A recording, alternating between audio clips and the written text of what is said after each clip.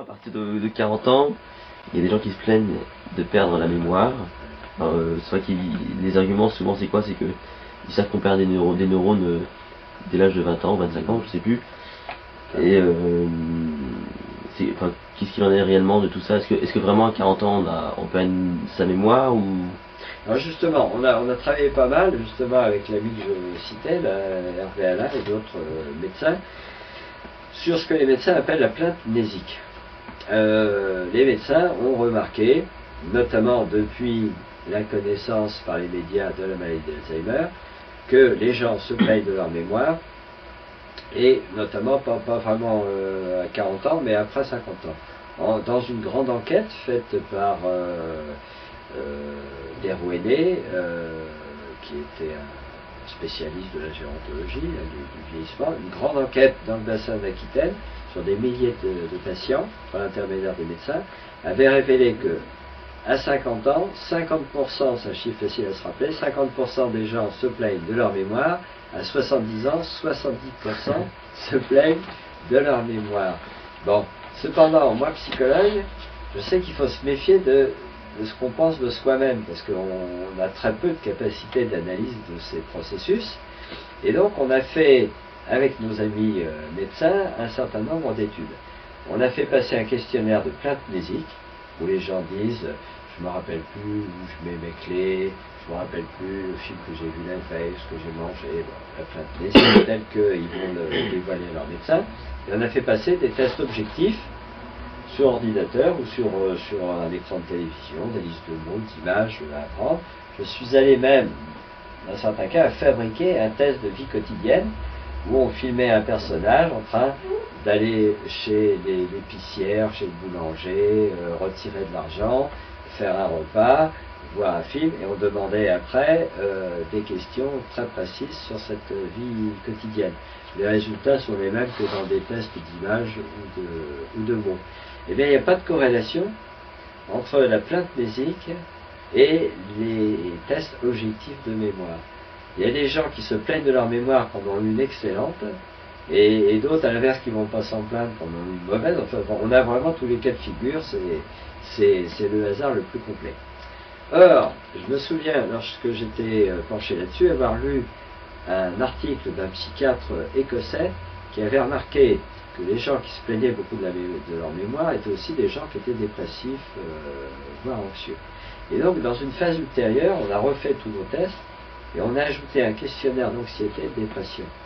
Et on a vu effectivement, là de manière quantitativement, cette observation du psychiatre écossais, que c'était les gens les plus anxieux et les plus déprimés qui se plaignaient le plus de leur mémoire. D'accord.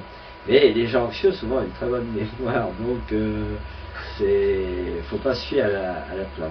Alors c'est aussi là-dessus que marchent des soi-disant exercices ou formations de stimulation cognitive, parce que les gens qui sont anxieux, après, vont passer des petits tests et voir qu'ils ne sont pas mauvais du tout, voire parfois bien meilleurs que leurs voisins, et vont sortir rassurés. Ouais, c'est ça. Donc, socialement, c'est assez bien de faire des choses, mais du point de vue de la science, attention au gourou, quoi. C'est-à-dire, il ne faudrait pas qu'en milieu médical, on dise c'est l'entraînement à la mémoire, mais que ça permet de rassurer, de diminuer l'anxiété. Il y a des tests de fait, donc c'est les personnes les plus âgées, donc qui pensent qu'ils ne sont plus capables de retenir des choses et d'autres. Voilà. Des tests ont été faits avec des plus jeunes et des plus âgés, et ces tests ils ont montré que finalement le taux de récupération était quasiment similaire, non? Voilà. C'est plus long, peut-être. Si on prend des gens non choisis dans la population, ce qu'on a fait nous dans différentes expériences, on s'aperçoit qu'il y a une baisse réelle des capacités de mémoire, mais qui est graduelle, qui est progressive. Ça baisse encore à 90 ans, on va avoir par exemple un score de 50% en moyenne de ce qu'ont les jeunes. Ce qu'on observe plutôt par rapport aux jeunes, c'est une diversification énorme des capacités. C'est-à-dire chez des personnes âgées du même âge, par exemple 80 ans, on va avoir des personnes qui ont une assez bonne mémoire pour leur âge, et d'autres où ça s'effondre complètement. Alors, faudrait aller plus loin, quoi. Souvent dans les recherches, on s'aperçoit qu'il y a l'éducation, le niveau d'éducation qui joue un rôle. Comme si plus on a fait fonctionner son cerveau et mieux il se conserve. Hein, on retrouve tout à l'heure que les neurones qui n'ont pas servi meurent en fait. Et puis probablement l'hygiène de vie. Et puis il faut distinguer deux grands cas dans le vieillissement normal du vieillissement pathologique. Vieillissement pathologique, il y a des gens qui ont des troubles à cause de leur mauvaise hygiène de vie, alcoolisme, tabagisme, etc. Il y en a malheureusement, ils subissent une maladie d'Alzheimer, maladie de Parkinson, et là effectivement, les résultats sont catastrophiques.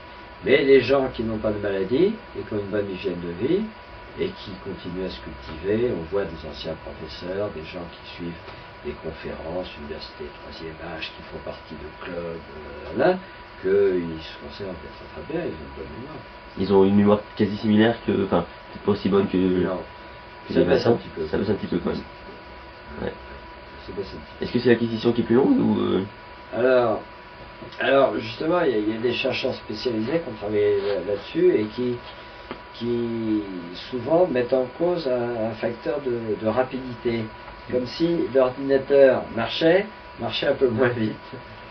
Et souvent, j'avais remarqué ça une fois dans une expérience, on avait fait passer des tests d'intelligence. Les personnes âgées étaient moins performantes dans les tests d'intelligence que les jeunes, mais quand beaucoup de tests d'intelligence sont chronométrés, et quand on laissait en temps libre, eh bien en fait les différences se voyaient moins. C'est ça. Hein? Donc, comme je le disais tout à l'heure, le cerveau c'est complexe, il y a différents niveaux. Hein. Il y a les régions, il y a l'architecture des neurones et il y a les mécanismes moléculaires. Par exemple, un chercheur norvégien a calculé qu'on avait 50% de moins de neurotransmetteurs à 70 ans qu'à 20 ans.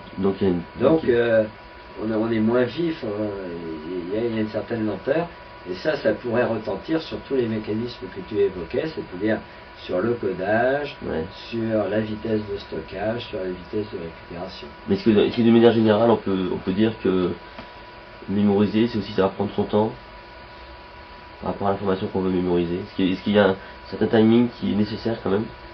Alors, j'ai rencontré des gens qui se plaignaient de ne pas mémoriser des visages des noms, mais en même temps on se rendait compte qu'ils étaient bonjour madame, bonjour monsieur, bonjour madame, et ils s'en voilà, il n'est pas percuté que mais ça allait trop vite. Ce que tu dis, notamment dans les procédés que tu connais très bien, d'organisation, c'est-à-dire de fabriquer une petite image, une petite astuce, une petite phrase pour relier un élément de visage et un mot par exemple. Eh bien, ça a bien été montré par la recherche, il faut du temps. C'est ce qu'on appelle les processus d'organisation. Alors, tu l'as bien noté, les gens qui font très vite ou qui sont genre le chef d'entreprise très submergé d'informations ne peuvent pas le faire.